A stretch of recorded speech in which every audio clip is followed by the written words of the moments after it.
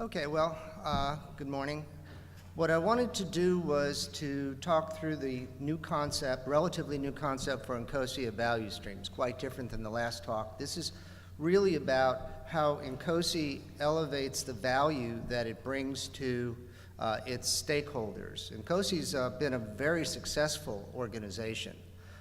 Those of you who were present yesterday at the plenary session really got a chance to hear about all the wonderful and remarkable things that we're doing.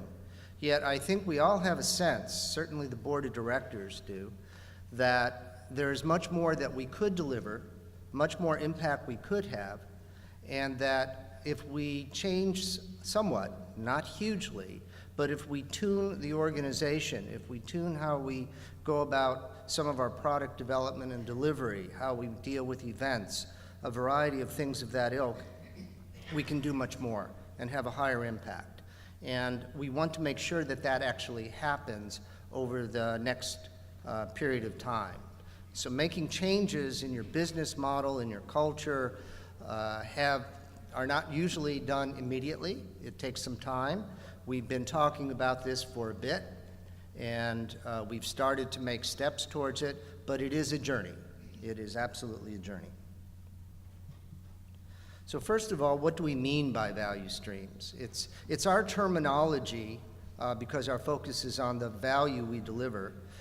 Some people call them business lines or product lines. It goes by a variety of different terminology, but the fundamental theme of it is that you're trying to align the methods of production, the assets, the resources, the focus of the organization, the data flows in such a way that around a certain set of products and services, you are optimizing that delivery for your customer set, which in our case is a mix of our members and more broadly.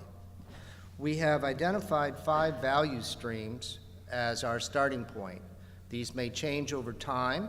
There's nothing wrong with that. This is emerging as we are looking at it. And these are, in some sense, the primary businesses of INCOSE. One is membership, for all the obvious reasons. And I've got names of people here who are certainly among the leaders in helping us drive this. But as you would imagine, there's a lot of people whose names aren't on here who are fundamental to making this happen. Certification, a very popular program.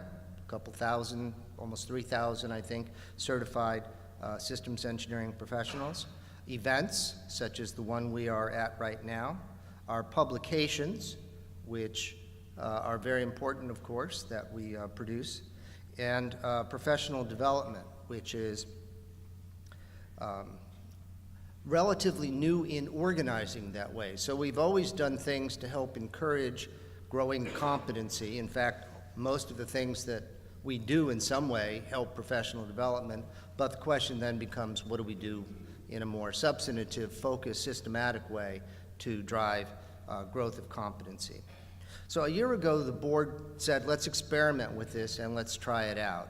We are still, what I would say, in the early stages of this, but we are beginning to make some progress.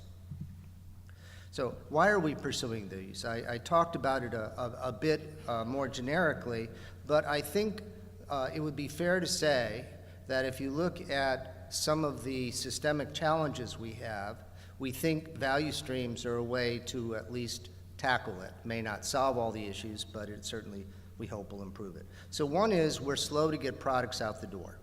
We just are. You know, we talk about them, we work on them.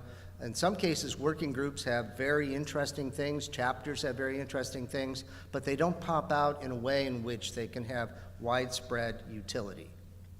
High member turnover. We have a lot of new members who come in, but we also have a lot of existing members who leave. That's not a good situation to be in. We're actually doing fairly well in terms of our total member headcount, but we all believe we could do much, much better. And relatively flat revenues. We are an organization of volunteers. We don't do things for the sake of dollars in INCOSE. And we all recognize we're here for advancing the discipline solving system problems, for helping the community solve system problems better, and so on. But it does take money in order to be able to support our activities. So to the extent we can improve our revenue stream, that gives us greater opportunity to better support working groups, to better support products, to spin up new events, et cetera. That's important to us in order to increase the impact we have. So all of these shortcomings constrain what we do and the impact we have, and we want to address them in a way in which, over time, we can measure and see the effect.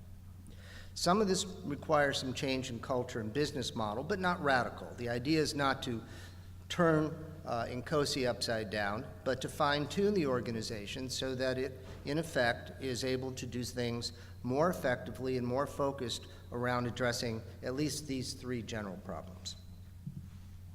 I have several observations that I wanted to make. That I wrote these charts, thought about them for a while, and I've talked about things, but these charts were written in the last 24 hours. So they've not been vetted with other people, but they're my observations. So sound business decisions depend on access to relevant, timely, and accurate data that, as a practical matter, we don't have enough of. And we go through examples of that all the time. We need a powerful, robust infrastructure. People have been concerned about, for example, our IT infrastructure and how well it supports our chapter operations, our working group operations, et cetera. We have volunteers doing a lot of things that paid staff, administrative staff, could probably do better, and most people don't come to INCOSE to lick envelopes and send out reminder emails and all that. You come here for other purposes. We haven't balanced the mix between paid staff and volunteers very well. We're doing better at it, but we could do better. We have a handful of what I call big, beautiful products, but there's an awful lot of stuff that we haven't surfaced that is sitting actually just below the surface, and they take long development times, et cetera.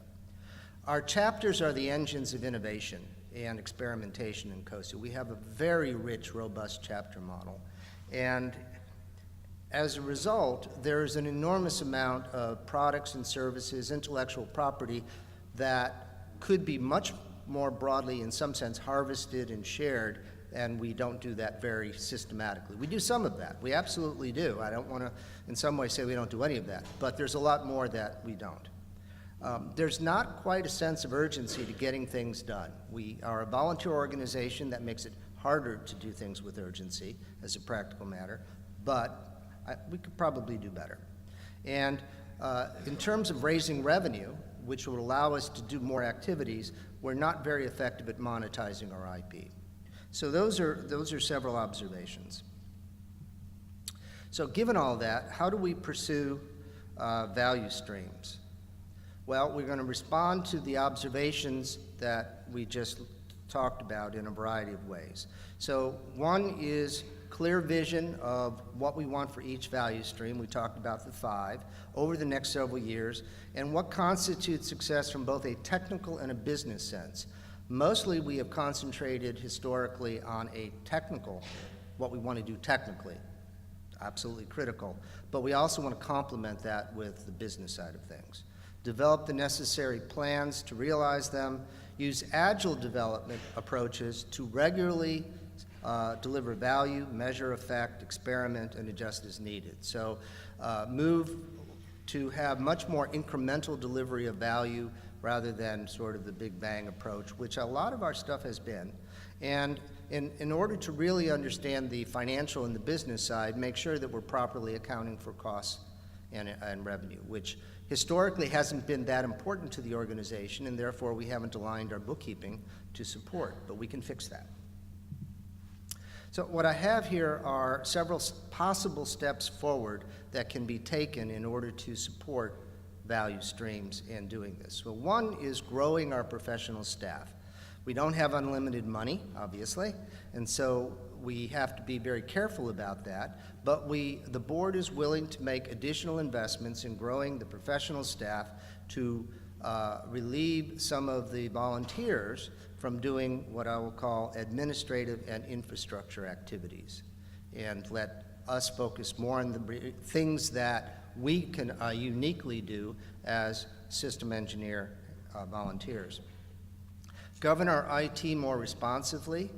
We don't have a steering committee in place. What would be great is if we had a steering committee in place that across our stakeholders that would help guide the selection of where we want to make our investments in IT.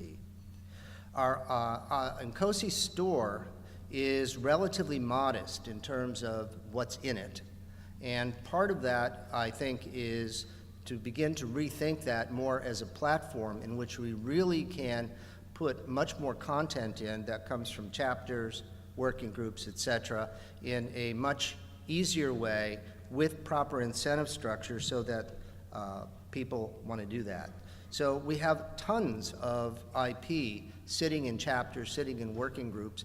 We need to have an incentive structure so that they surface it. The idea that people in Central are going to go just find everything and somehow pull it out of the chapters, I think is the wrong model. The whole notion of platforms is that you create a way in which people, an incentive structure, a business model in which people want to put things in there. They see something that comes out of it. So clearly from impact, more stuff, having a global marketplace rather than a local marketplace could create extra value for people.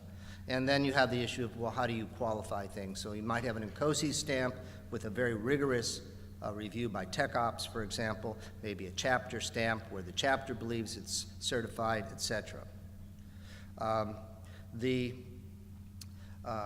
We've been talking about doing a professional development portal, which is a way of pulling together a way of seeing a lot of our professional development activities through one lens that has flexibility and so on, so that somebody who wants to grow their professional stature has guidance on how to do that and access to resources that support that in a systematic fashion so that they understand what they need, when they need it, and so forth.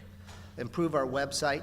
We all know it's a work in progress, but we really need to do things so that people can find things easier. I keep hearing all these horror stories of people who've been around 10 years and don't know how to find things that somebody says, oh, you just have to do this, and it's a little bit of magic, and then you can find it. We need to not have people have to know magic to find things. Rethink events. You know, at the INCOSE level, this level, we got the IW, we got the IS. I think I'm done. Okay, that's just kind of nuts. We need to be thinking about how we support events around the world, working with chapters, with alliance organizations, et cetera, so that there are lots of different ones with different styles. Try to reach out and cover some more interesting leading edge topics, you know, autonomy and systems engineering, additive manufacturing and systems engineering. Make up a set of topics. Those are, you know, the and part is very minimal, but try to think about how to create an attractive way to do that, and then reach out to our alliance organizations in order to be able to do those effectively. So maybe we work with mechanical engineering societies and electrical engineering societies and so forth. We have too high a turnover of our members. We have never focused on addressing that. We are going to launch a retention campaign where we're going to actually work at trying to reduce turnover. And if we do some of the things that we just talked about, what that does is it raises the value, which hopefully will increase the retention rate that we have. And then, of course, simply act more like a business, not to an extreme. People didn't come here to act too much like a business. They're coming here as volunteers in order to be able to advance the cause of system engineering, but we've got to find a better balance in order to increase our ability to actually have that impact that we want. And that's it.